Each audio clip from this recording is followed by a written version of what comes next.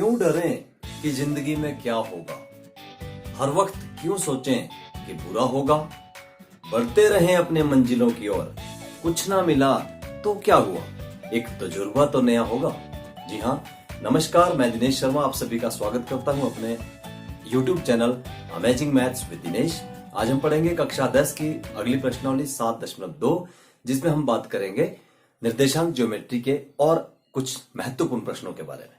आइए ज्यादा समय ना लेते हुए शुरू करते हैं आज की प्रश्नावली को सॉल्व करना। और आज हम सीखेंगे कि विभाजन सूत्र, एक विभाजन सूत्र इस प्रश्नावली में आता है। वो विभाजन सूत्र क्या है, उसको हम कैसे निकालते हैं और वो कहां पर यूज होता है, आइए देखते हैं। देखिए दोस्तों, आपने भी देख सीखा कि निर्देशांक ज्योमेट्री में हम क्या करते हैं कि दो बिंदुओं के बीच में दूरी निकालते हैं, कोई दो निश्चित बिंदु। ये देखिए हमारे पास एक बिंदु A और दूसरा बिंदु B। बिल्कुल वैसा ही क्वेश्चन है कि ये x1 y1 और ये x2 y2, इनके बीच में यदि दूरी निकालनी हो तो हम आसानी से दूरी निकाल सकते हैं। लेकिन विभाजन सूत्र क्या है? अब देखिए, यदि कोई रेखा है आपके पास और उस रेखा को कोई एक पॉइंट कट कर रहा हो, यहां पर बीच में कहीं पर भी, एनीवेयर, यहां यहां यहां कहीं भी हो सकता है, और वो किस अनुपात में उस रेखा को काट रहा है, उस अनुपात को हम नाम दे देते हैं M1 और M2। अभी जो सारी पिक्चर आपको हम दिखा रहे हैं वो है हमारी एज्यूम की हुई सारे के सारे पॉइंट्स। अभी इसमें कोई भी हमारी संख्यात्मक संख्या नहीं है, लेकिन ये फॉर्मूला हम इसका कैसे बनाएंगे हमें ये सीखना है और ये बहुत आवश्यक है। ये पूरी जो प्रश्नावली है 7.2, ये इसी फॉर्मूले के ऊपर, इन पॉइंट्स के ऊपर इर्द गिर्द घूमती रहती है। तो ये आज आपको इस वीडियो में बहुत अच्छे से सीखना चाहिए। देखिए हमारे पास दो बिंदु थे A और B, इनके बीच की दूरी आप निकाल सकते हो। मैंने कहा कि इस लाइन को यदि कोई भी पॉइंट यहां पर काट रहा है, यहां पर काट रहा है, कहीं भी काट रहा है, तो जब वो उस पॉइंट को काटेगा तो उस रेखा को दो हिस्सों में बांटेगा। पहला हिस्सा हमने M1 ले लिया और दूसरा हिस्सा हमने M2 ले लिया। आपको यह भी पता है कि जब भी कोई लाइन हो, उसके जो पॉइंट्स होते हैं, उसको कोई पॉइंट काट रहा हो तो उसके भी एक निर्देशांक होते हैं। जिस तरह से किसी भी बिंदु के निर्देशांक है, यहां पर भी उसी तरह से इस बिंदु के भी निर्देशांक होंगे। अब हाँ, मजे की बात क्या है कि ये बिंदु जो है, इसके निर्देशांक को हमने लिया x1 y1 और इस निर्देशांक को हमने लिया x2 y2। तो क्या हम इसको x3 y3 लें? नहीं, इसको हम कॉमन लेते हैं x और y। सभी डिफरेंट रखने पड़ेंगे, नहीं तो हम कंफ्यूज हो जाएंगे। ये xy, ये x1 y1, x2 y2, ये आपके पास M1, ये M2। अब आप आसान से इस पिक्चर को एक बार देख लो कि इसमें दिया क्या क्या है। देखिए, ये पहला बिंदु, ये दूसरा बिंदु। पहले ही आपको पता है दो बिंदु दिए थे, एक और बिंदु दिया है जो इसको काट रहा है। अब क्वेश्चन आता है कि यदि हम M2 हमें पता करना हो, क्या हम M2 डायरेक्ट निकाल सकते हैं? यदि आपके पास इस बिंदु के निर्देशांक दिए हैं x, तो हम इसको x1 y1 मान सकते हैं और ये x2 y2, और इन दोनों के बीच की जो दूरी निकालेंगे वो कितना आएगा? M2। सिमिलरली यदि हमें M1 निकालना हो तो हम इन दोनों के बीच की दूरी निकाल सकते हैं, तो हमारे पास M1 भी आ सकता है। अब क्वेश्चन उठता है कि ये M1 M2 क्या है और ये x और y क्या है।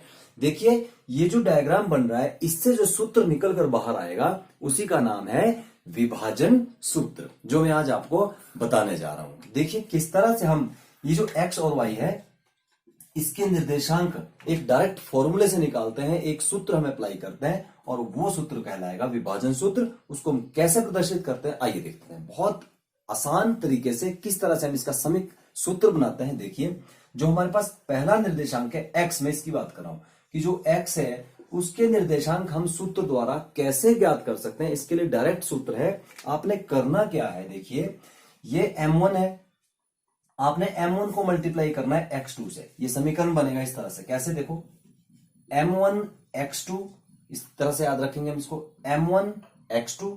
ओके, क्योंकि हम x का निकाल रहे हैं इसलिए हम x वाले की ही बात करेंगे, y हम इसमें यूज नहीं करेंगे। क्या किया हमने? M1 x2 एंड दूसरी बारी में करना आपने M2 x1। इसको प्लस करेंगे यहां पर और यहां पर लगाएंगे M2 x1। देखिए पहली बारी में क्या करना आपने? M1 x2 और दूसरी बारी में M2 x1 एंड अपॉन आपने करना है M1 plus M2 and this will gives your निर्देशांक। किसके? x के निर्देशांक आपको ज्ञात हो जाएंगे। इसी तरह से जब हम y के निर्देशांक ज्ञात करेंगे तो आप मुझे बता सकते हो कि किस तरह से हम अब करेंगे। अब आपने मल्टीप्लाई किसको करना है? y की टर्म्स को मल्टीप्लाई करना। सेम M1 y2 और दूसरा क्या है? M2 x1। दूसरा हो गया आपका M2 x1 एंड अपॉन यहां पर बच्चे कई बार इसको गलत कर देते हैं, यहां पर मल्टीप्लाई का साइन लगा लेते हैं जो कि नहीं लगेगा। अब हम यहां पर देख सकते हैं कि ये जो निर्देशांक निकले हमारे पास, ये उस पॉइंट के हैं जो दी गई रेखा को किसी बिंदु पर काट रहा है। उसके निर्देशांक निकालने का ये फॉर्मूला है, डायरेक्ट सूत्र हम लगाएंगे जिसको हम कहते हैं विभाजन सूत्र। और ये देखिए एक्स m1 x2 लर्न करने का एक तरीका है कि 1 2 1 2 1 2 इस तरह से आपने याद रखना है इसको। कैसे?